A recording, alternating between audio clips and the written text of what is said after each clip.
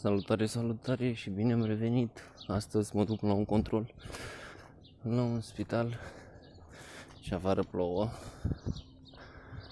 și ziceam că voi face câteva fotografii pe acolo prin zonă. Orașul e frumos, dar din păcate plouă și așa ceva nu e posibil momentan.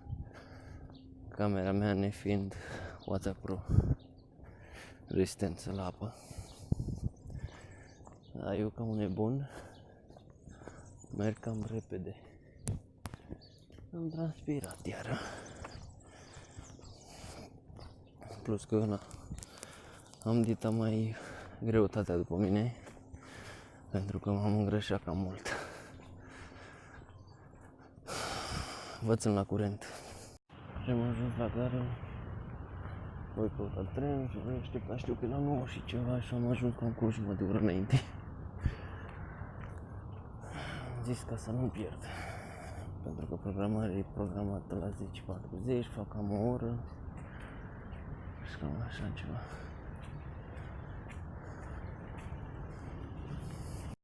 Acum aștept trenul să vină, mai durează ceva. Am luat aferent o cafea și așteptăm o jumătate de oră, mai vreo 20 de minute. Și am ajuns în Tulisen și acum mă îndrept pe spital. Spitalul fiind în stânga mea,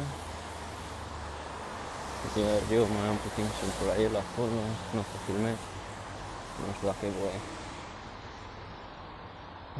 Revin după aia cu ce am făcut pe acolo.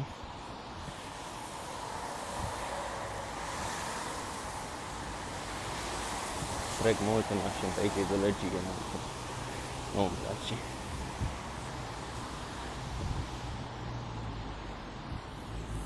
Mai am puțin și o să trebuiască să trec strada și ajung acolo.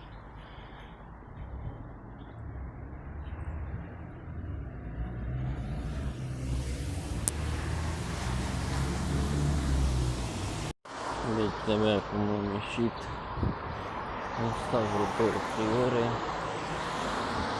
Abar n-am de ce mai mult am stat, am dormit, în picioare. M-am controlat și cam atât. Am următorul control tocmai la anul. Deci am scăpat destul de mult timp. Bă, care e camera stabilizare? Filmez din mână cu telefonul. Ce îmi place aici că nimeni nu mă înțelege ceea ce să vorbesc. Mai să nu dau de vreun român de-al meu. E amuzant după o vreme să înțelegi ceea ce spun oamenii de aici. Poate înțelegeam și înainte, dar apartamente în alta nu te dă seama. Acum mă plec pe aici, am o întâlnire cu prieteni și ne auzim în continuare. Da, prieteni, și am luat o pauză, aștept să vină un prieten. E la muncă, de-abia la ora 2 iese și să mă întâlnesc cu el, că nu ne-am mai văzut de mult. Foști colegi de liceu și m-am adăpostit și eu de ploaie sub un copac.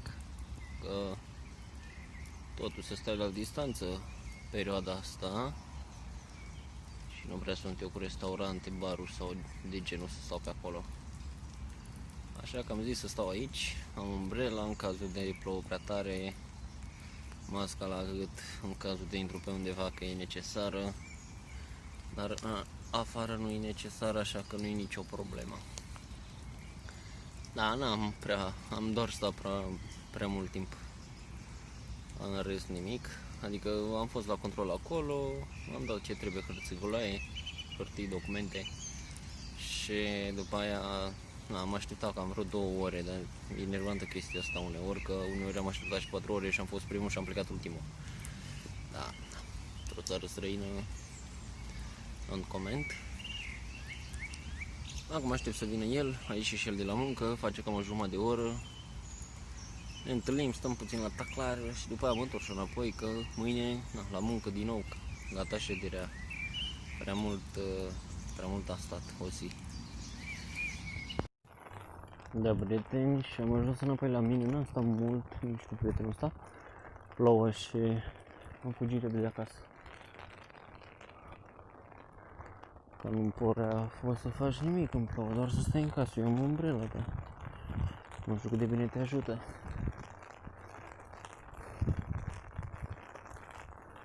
Plouă, nu glumă. Bine că am umbrelă din țară, alte care nici nu știu cum se cheamă. Am luat pe o scurtătură pe aici pe la mine, în pod. Sub mine trec mașinile.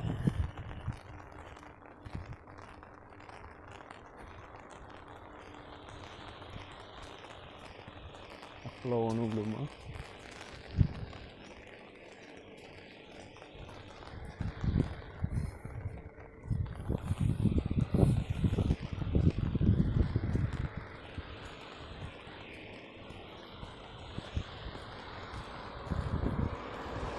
Sau cum se și audă.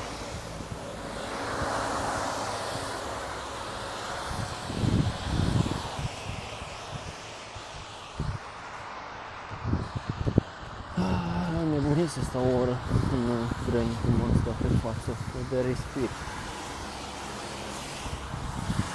Parcă-ți lasă gusta iurea pe față, pe limbă, pe nas. Bine, pe nas nu știu cum să guști. Dar înțelegeți voi. Cam asta a fost călătoria cam scurtă, deoarece plouă. Și nu mi-arde să stau în ploaie pe afară. Poți să răcești, iar în perioada asta indicat să stai sănătos.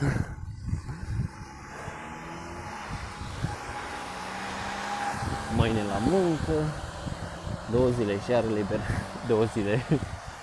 După aia nu mai gata liberele. Peste 2 luni în control și peste 1 an, adică în ianuarie la anul. Am scăpat o perioadă de ele. Aici tot la fel trec mașini, pe aici nu trec. Nu au trecut niciodată.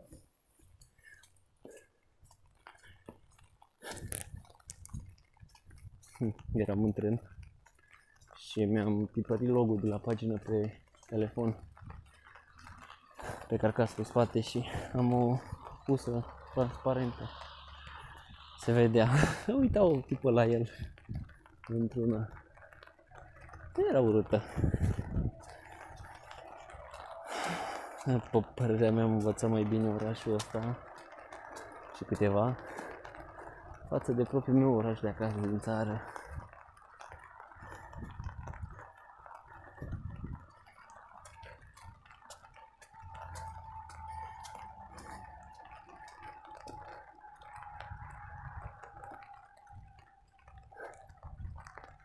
Cam asta a fost. Eu mai am puțin și ajung. Și ca să nu se aude telefonul, îl bag în buzunar.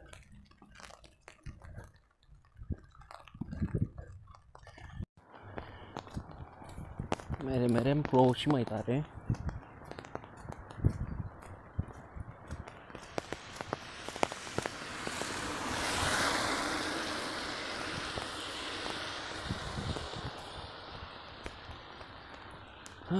Și până pe aici am văzut o casă. Știți ce aveți de făcut? Like, subscribe, ca să ne auzim și data viitoare. Și like-ul dacă v-a plăcut, sau dislike dacă nu. E analiza voastră contra videoclipului meu, ceea ce mi-mi place.